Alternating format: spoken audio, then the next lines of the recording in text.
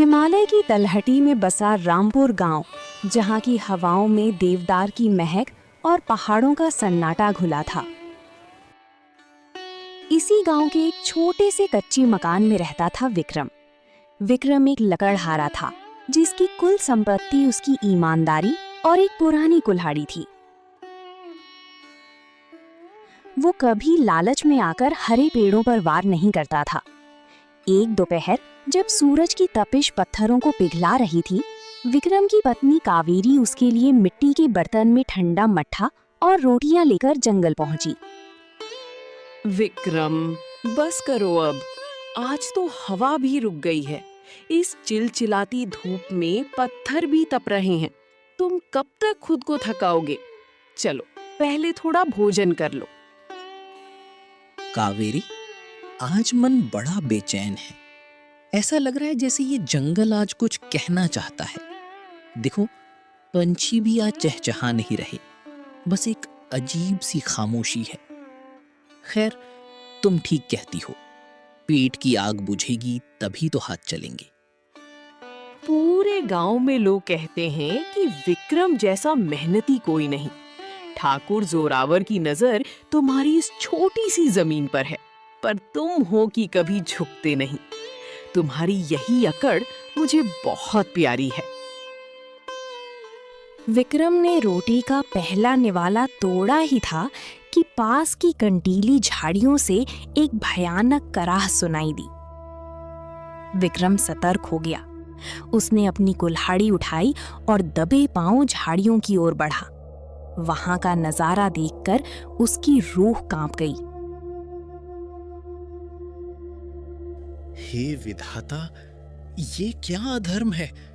कावेरी, यहाँ देखो, इस नन्ही और सुंदर नारंगी लोमड़ी की क्या हालत कर दी है। इसके काले पंजों में लोहे का जहरीला जाल फंसा है और गर्दन से खून बह रहा है।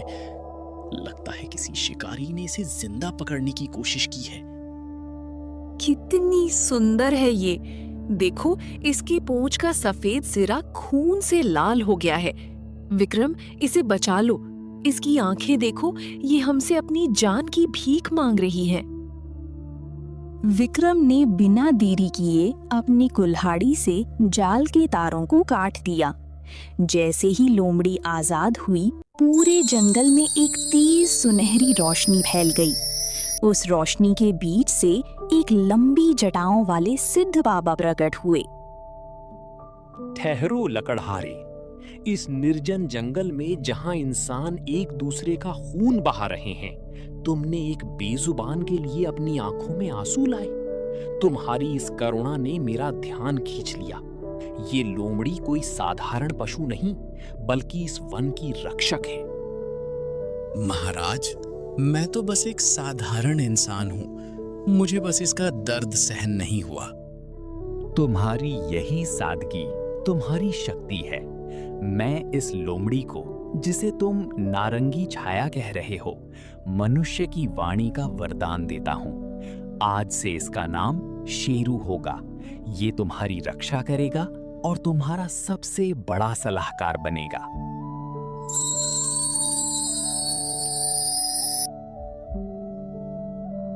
विक्रम भाई, आपने मुझे नया जीवन दिया है। आज से शेरू की सांसें आपकी अमानत हैं। आपने मेरा जाल काटा है, अब मैं आपकी गरीबी और दुखों का जाल काटूंगा। चलिए घर, क्योंकि अब आपके जीवन की सबसे बड़ी परीक्षा शुरू होने वाली है। चमत्कार! कावेरी, क्या तुमने सुना? शेरू बोल रहा है। ये तो साक्षात भगवान का आशीर्वाद है।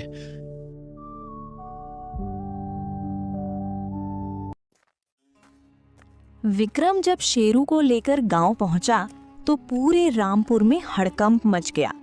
लोग अपनी खिड़कियों और दरवाजों से झांकने लगे।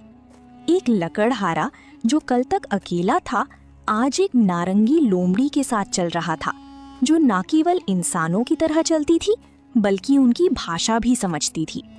शेरू की चमकती आंखों और काले पंजों की आहट ने गांव के कुत्तों तक को शांत कर दिया था।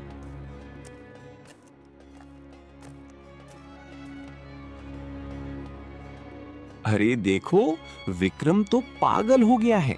जंगल से आदमखोर जानवर उठाकर ले आया है। अरे भाई, सुना है ये जानवर बोलता भी है। क्या ये कोई जादू तो ना है?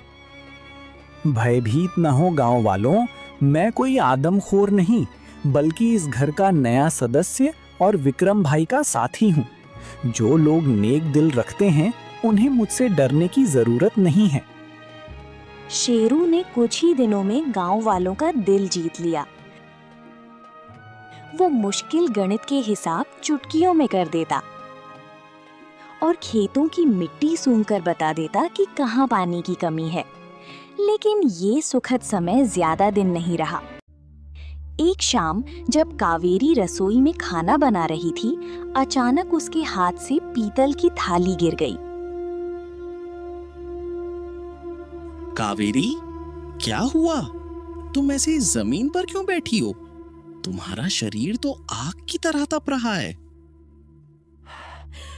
विक्रम, मुझे सांस लेने में बहुत तकलीफ हो रही है। ऐसा लग रहा है जैसे कोई मेरा गला घोट रहा है। आंखों के सामने अंधेरा छा रहा है।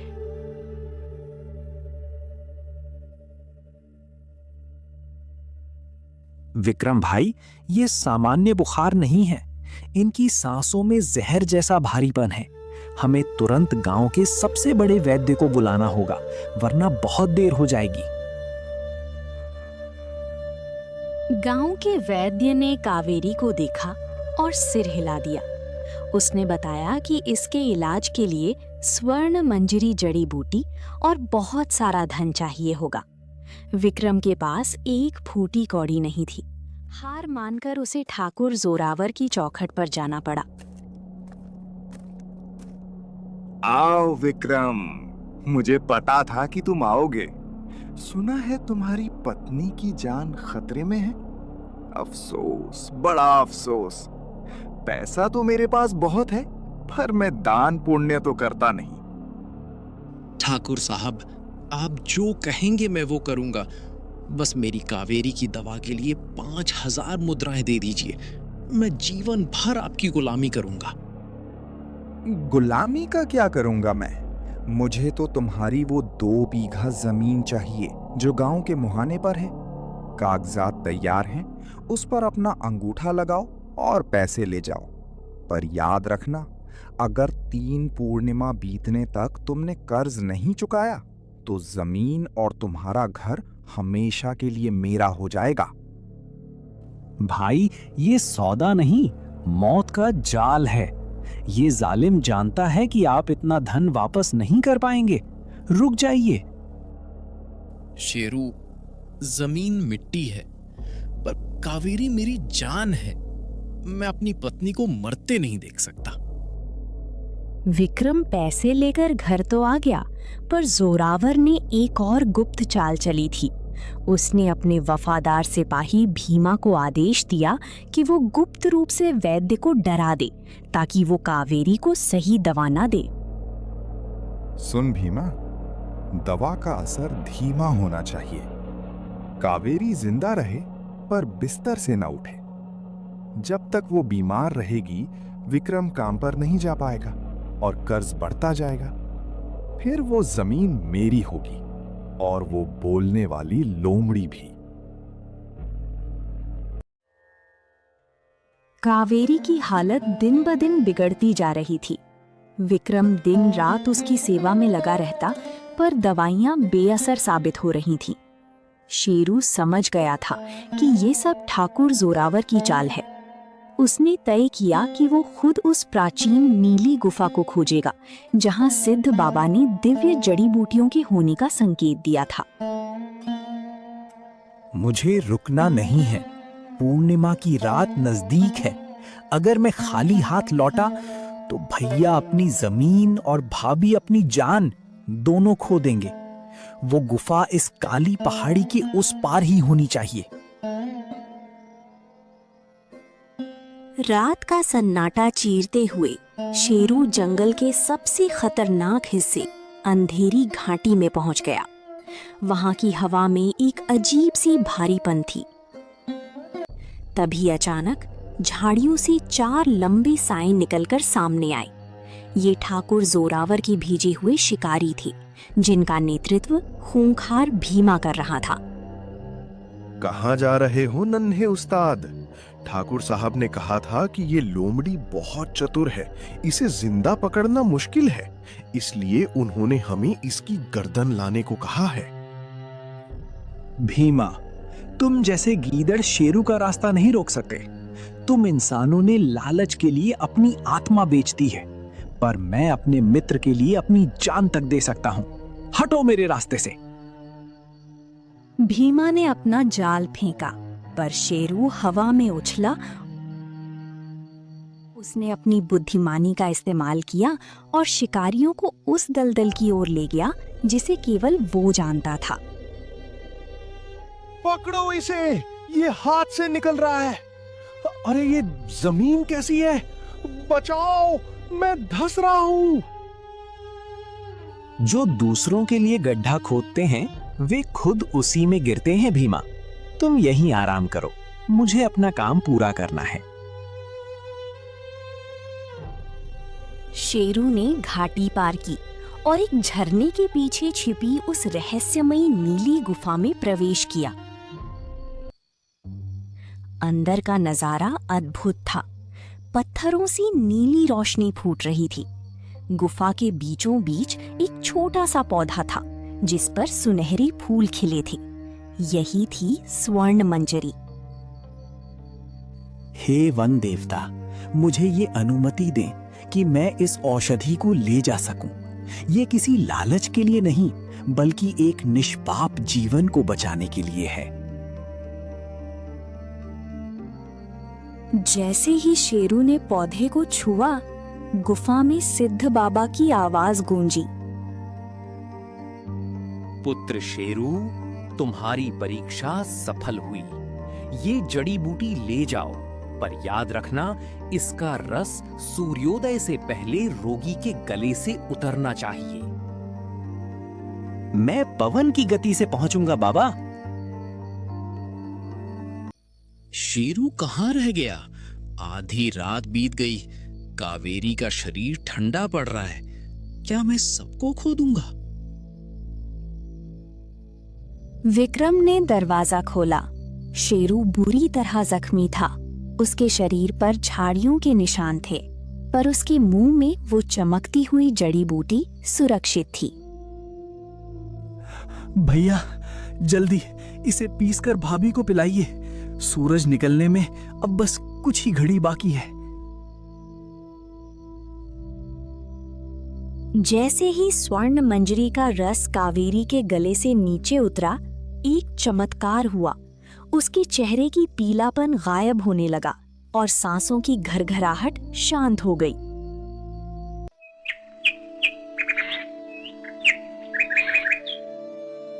सूर्य की पहली किरण के साथ ही कावेरी ने अपनी आंखें खोली। विक्रम की खुशी का ठिकाना न था, पर शेरू जानता था कि असली लड़ाई अभी शुरू हुई है। विक्रम, मुझे ऐसा लग रहा है जैसे मैं किसी बहुत लंबी और गहरी नींद से जागी हूँ।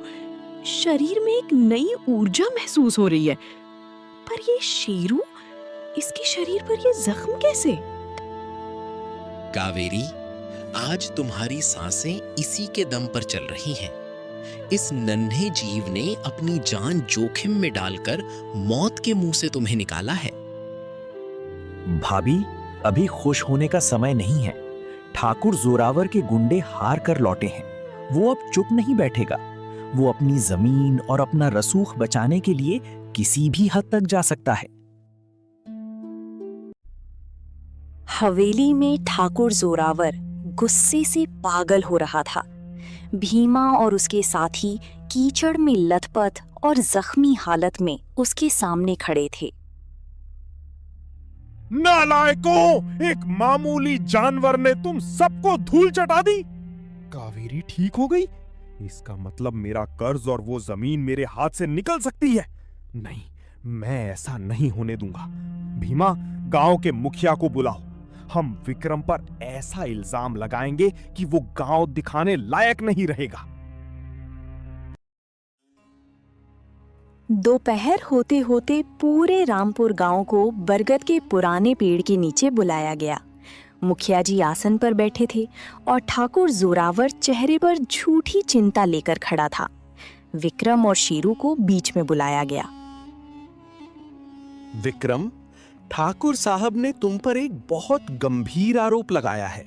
इनका कहना है कि तुमने और तुम्हारी इस बोलने वाली लोमड़ी ने रात के अंधेरे में ठाकुर की गुप्त तिजोरी से कीमती रत्न और सोने की मुद्राएं चुराई हैं।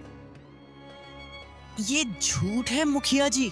मैं गरीब जरूर हूं, पर मैंने कभी किसी की फूटी कौड़ी भी बिना पूछे नहीं ली। मैं तो पूरी रात अपनी पत्नी के पास था। झूठ, सब झूठ। मेरी तिजोरी टूटी हुई है और वहां इस जानवर के पैरों के निशान मिले हैं। जरा इसके पंजे देखिए मुखिया जी, अभी भी मिट्टी और खून से सने हैं। और कावेरी, जो कल तक मर रही थी, वो रातों रात ठीक कैसे हो गई? जरूर इसने चोरी के पैसों से कोई जादुई दवा खरीदी है। ठाकुर साहब, आपकी तिजोरी में जो धूल है वो आपके पापों की है, मेरे पंजों की नहीं। मेरे पंजों पर जो खून है वो आपके गुंडों के हमले का है। क्या आप पंचायत को बताएंगे कि रात को भीमा और उसके साथी जंगल में क्या कर रहे थे? चुप कर बदजुबान जानवर। मुखिया जी, ये जानवर जादुई बातें करके सबको गुमराह कर रहा है। इसे और विक्रम को अभी गांव से बाहर निकाला जाए और इनकी जमीन कुर्की की जाए। विक्रम, अगर तुम बेगुनाह हो तो तुम्हें सूर्यास्त तक अपनी बेगुनाही का सबूत देना होगा, वरना तुम्हें ये गांव छोड़ना होगा और तुम्हारी जमीन ठाकुर के हवाले कर दी जाएगी। पंचायत ने विक्रम को सूर्यास्त तक का समय दिया था। विक्रम अपनी कुटिया में सर झुकाए बैठा था। उसे गांव से निकाले जाने का डर नहीं था, बल्कि अपनी ईमानदारी पर लगे कलंक का दुख था। तभी वहां विक्रम के दो बड़े भाई केशव और बिरजू आए। कहने को तो वे भाई थे, पर उनकी आंखों में ठाकुर जोरावर जैसी ही लालच की चमक थी। छोटे भाई, हमारा बड़ा दुख है कि तुझ पर ऐसा इल्जाम लगा, पर देख गांव वाले अब थू थू कर रहे हैं। ठाकुर साहब मान जाएंगे अगर तू अपनी जमीन का आधा हिस्सा हमारे नाम कर दे, तो हम पंचायत में कह देंगे कि रात तू हमारे साथ था। हाँ विक्रम, क्यों इस जंगली जानवर के चक्कर में अपनी इज्जत गंवा रहा है? इसे आजाद कर दे और जमीन हमें सौंप दे, हम सब संभाल लेंगे। भाइयों, जब कावेरी बीमार थी तब आप दोनों ने दरवाजे बंद कर लिए थे। आज जब मेरी इज्जत पर बात आई है तो आप जमीन का सौदा करने आए हैं। चले जाइए यहां से। मुझे मेरी सच्चाई और शेरू पर पूरा भरोसा है।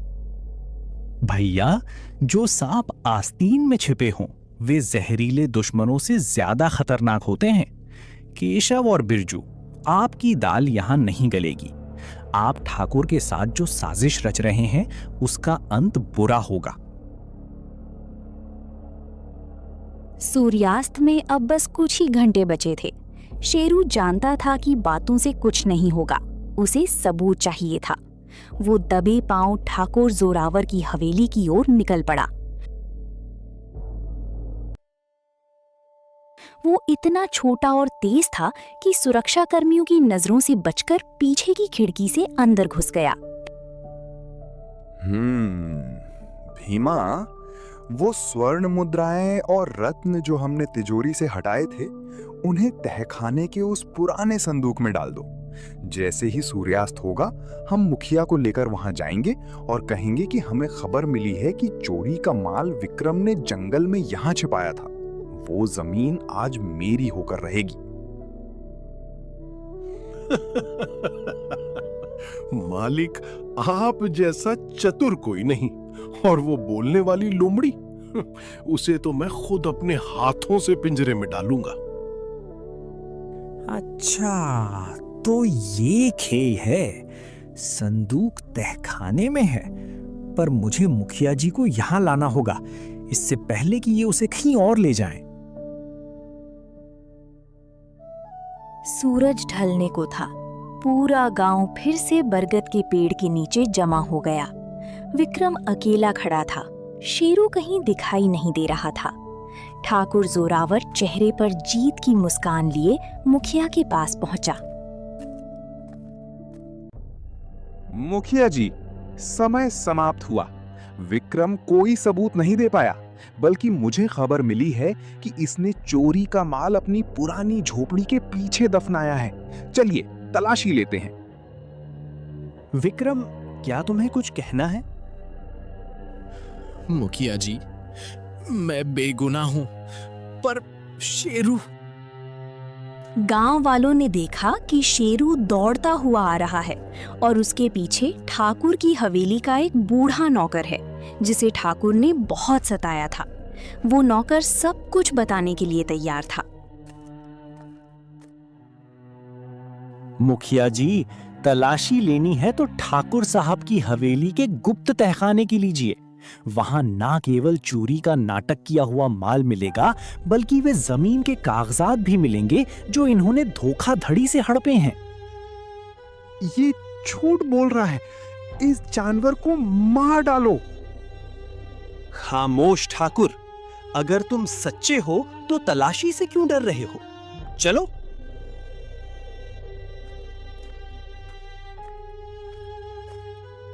पंचायत का पूरा हुजूम ठाकुर जोरावर की हवेली की ओर बढ़ रहा था। ठाकुर के माथे पर पसीना था और उसके पैर लड़खड़ा रहे थे। शेरू सबसे आगे चल रहा था। उसकी नारंगी पूंछ का सफेद सिरा हवा में गर्व से लहरा रहा था। विक्रम के मन में एक ही प्रार्थना थी कि सत्य की जीत हो।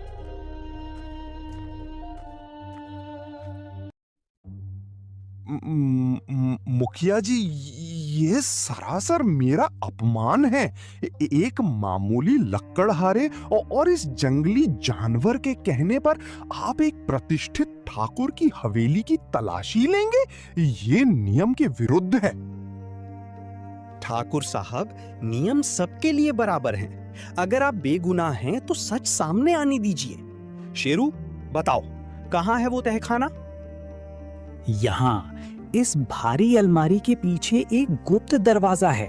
भीमा इसी रास्ते से रात को चोरी का माल अंदर बाहर ले जाता था। जैसे ही अलमारी हटी, नीचे जाने वाली सीढ़ियां दिखाई दीं। मुखिया और गांव के 4 जिम्मेदार लोग मशाल लेकर नीचे उतरे। वहां का नजारा देखकर सबके होश उड़ गए। संदूक में न केवल वो चोरी हुआ माल था, बल्कि सैकड़ों ऐसे कागजात थे जिन पर गांव वालों के झूठे अंगूठे लगवाए गए थे। धिक्कार है तुम पर ठाकुर। तुमने न केवल विक्रम पर झूठा आरोप लगाया, बल्कि आधे गांव की जमीनें धोखे से हड़प रखी हैं। इसे और इसके मालिक को अभी बंदी बना लो। कोई आगे नहीं बढ़ेगा। मालिक, यहां से भागिए, मैं इन्हें रोकता हूं। इससे पहले कि भीमा वार कर पाता, शेरू ने बिजली की गति से उसके हाथ पर झपट्टा मारा। भीमा की तलवार जमीन पर गिर गई और गांव वालों ने उसे दबोच लिया। ठाकुर जोरावर भागने की कोशिश कर रहा था, पर विक्रम ने उसका रास्ता रोक लिया। ठाकुर साहब, इंसान को उतना ही लालच करना चाहिए जितना वो पचा सके। आपने तो पूरे गांव का हक निगलने की कोशिश की। अब कानून का सामना कीजिए। इसी बीच केशव और बिरजू चुपचाप वहां से खिसकने की कोशिश कर रहे थे, पर मुखिया की नजर उन पर पड़ गई। रुको केशव, रुको बिरजू। ठाकुर के मुनीम ने अभी कबूल किया है कि तुम दोनों भी इस साजिश में शामिल थे। तुम अपने ही सगे भाई की जमीन हड़पने के लिए ठाकुर के तलवे चाट रहे थे। हमें माफ कर दीजिए मुखिया जी, हम तो ठाकुर के दबाव में थे। भाइयों, मैंने हमेशा आपको पिता समान माना, पर आपने खून के रिश्ते को मिट्टी में मिला दिया। आज से मेरा और आपका कोई रिश्ता नहीं। पंचायत ने उसी समय ठाकुर की जमींदारी छीन ली और उसे शहर की जेल भेजने का आदेश दिया। गांव वालों ने विक्रम से माफी मांगी और उसे गांव का नया संरक्षक नियुक्त करने का प्रस्ताव रखा। भैया, आज सिर्फ आपकी बेगुनाही साबित नहीं हुई, बल्कि रामपुर को एक नए युग की रोशनी मिली है। पर याद रखिए, दुश्मन जब हारता है तो वो और भी जहरीला हो जाता है। जब तक तुम मेरे साथ हो शेरू, मुझे किसी का डर नहीं। चलो, कावेरी इंतजार कर रही होगी।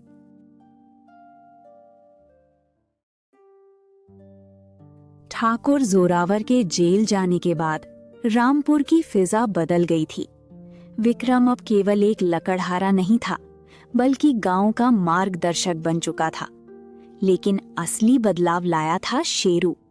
शेरू ने सिद्ध बाबा से सीखी हुई विद्या का उपयोग करके गांव वालों को मिट्टी की भाषा सिखाई। उसने बताया कि कौन सा बीज किस जमीन के लिए बना है। गांव वालों, प्रकृति से उतना ही लो जितना उसे वापस दे सको। अगर तुम इस मिट्टी को प्यार दोगे तो ये तुम्हें सोना देगी।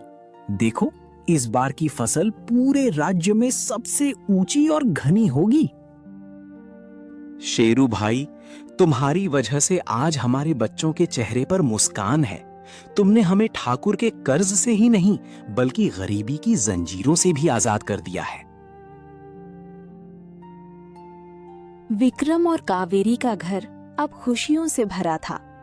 कावेरी पूरी तरह स्वस्थ हो चुकी थी और वो शेरू को अपने छोटे भाई की तरह मानती थी। लेकिन जहां उजाला होता है, वहां परछाई भी होती है। शहर की जेल से एक खौफनाक खबर आई। ठाकुर जोरावर और भीमा जेल तोड़कर फरार हो गए थे।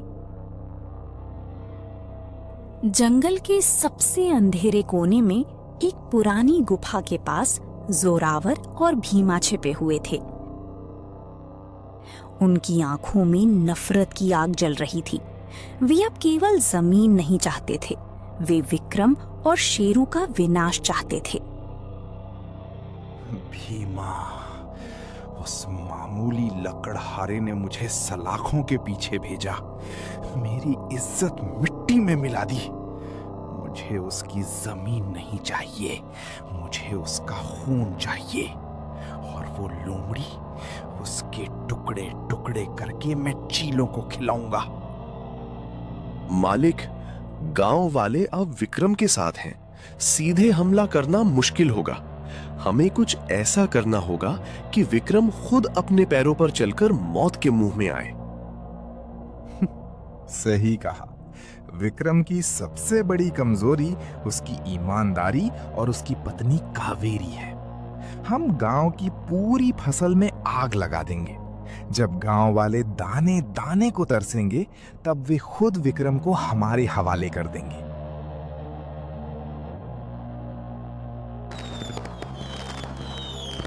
गांव में पूर्णिमा का उत्सव मनाया जा रहा था। फसल कटने को तैयार थी। शेरू कुछ बेचैन था। उसकी सूंघने की शक्ति उसे बता रही थी कि हवा में धुएं और नफरत की गंध है। भैया, आज रात शांत नहीं है। हवा में जलने की बू आ रही है। मुझे डर है कि जोरावर वापस आ गया है। हमें खेतों की सुरक्षा बढ़ानी होगी। अगर वो आया है तो इस बार वो वापस नहीं जाएगा शेरू। कावेरी, तुम घर के अंदर रहो और दरवाजा बंद कर लो। देखते ही देखते रामपुर के सुनहरे खेतों में आग की लपटें उठने लगीं। जोरावर ने गांव की मेहनत को राख में बदलने का खेल शुरू कर दिया था। विक्रम और शेरू खेतों की तरफ दौड़े, पर ये एक जाल था। जोरावर ने कावेरी को अकेला पाकर घर को घेर लिया था।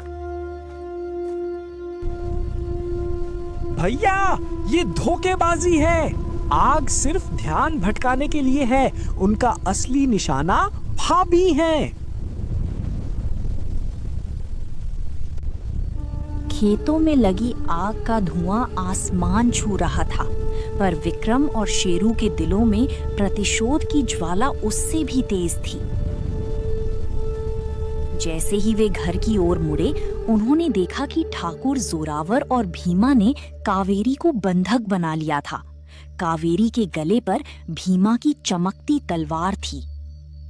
रुक जाओ लकड़हारे, एक कदम और आगे बढ़ाया तो तुम्हारी पत्नी का सिर धड़ से अलग कर दूंगा। आज ना तो तुम्हारी कुल्हाड़ी काम आएगी और ना ही ये जादुई लोमड़ी। जोरावर, मेरी दुश्मनी तुमसे है। कावेरी को छोड़ दो, वो बेगुनाह है। जोरावर, तूने जंगल के रक्षक को चुनौती दी है। आज ये आग तुझे ही भस्म करेगी। अचानक मौसम ने करवट ली, जैसे प्रकृति भी शेरू की पुकार सुन रही हो। शेरू ने एक ऐसी छलांग लगाई जो बिजली की गति से भी तेज थी। उसने सीधे भीमा की कलाई पर हमला किया, जिससे तलवार जमीन पर गिर गई। विक्रम ने अपनी कुल्हाड़ी उठाई और भीमा से उलझ गया। मालिक, इसे गोली मार दीजिए। जोरावर ने अपनी छुपी हुई पिस्तौल से विक्रम पर निशाना साधा। गोली चली, पर विक्रम को कुछ नहीं हुआ। सब सन्न रह गए। शेरू ने देख लिया था कि जोरावर क्या करने वाला है, और वो हवा में उछलकर गोली और विक्रम के बीच आ गया था। शेरू, नहीं! गोली शेरू के सीने में लगी थी। वो जमीन पर गिरा, पर मरते मरते भी उसने अपनी आखिरी जादुई शक्ति का उपयोग किया। उसने अपनी आवाज में एक ऐसी गूंज पैदा की कि जोरावर और भीमा के कान फटने लगे और वे बदहवास होकर जलते हुए खेतों की ओर भागने लगे, जहां वे अपनी ही लगाई आग में फंस गए। बारिश ने खेतों की आग तो बुझा दी, पर विक्रम के जीवन का चिराग बुझ रहा था। विक्रम ने शेरू को अपनी गोद में उठा लिया। शेरू का नारंगी शरीर बारिश में भीग रहा था और उसकी सांसें उखड़ रही थीं।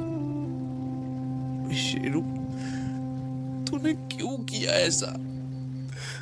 मैंने तो तुझे अपना भाई माना था। तूने अपनी जान क्यों दे दी? भैया, दुखी मत हो। एक लोमड़ी की उम्र कितनी होती है, पर एक सच्चे दोस्त का प्यार सदियों तक जिंदा रहता है। मैंने अपना वादा निभाया। भाभी सुरक्षित है, गांव सुरक्षित है। शेरू, हम तुम्हें कुछ नहीं होने देंगे। चलो, हम सिद्ध बाबा को ढूंढेंगे। नहीं भाभी, बाबा ने कहा था मेरा काम पूरा हुआ। अब मैं फिर से इस जंगल की हवाओं में घुल जाऊंगा। जब भी कोई बेजुबान मुसीबत में हो तो उसकी मदद करना, मुझे वहीं पाओगे। शेरू चला गया, पर रामपुर की मिट्टी में उसका नाम अमर हो गया। विक्रम और कावेरी ने कभी कोई दूसरा जानवर नहीं पाला, क्योंकि उनकी नजर में शेरू जैसा कोई दूसरा नहीं हो सकता था। दोस्तों, आपको हमारी ये कहानी कैसी लगी? अपनी राय कमेंट में जरूर लिखें, और ऐसी ही कहानियों के लिए चैनल को लाइक, शेयर और सब्सक्राइब करना मत भूलिए।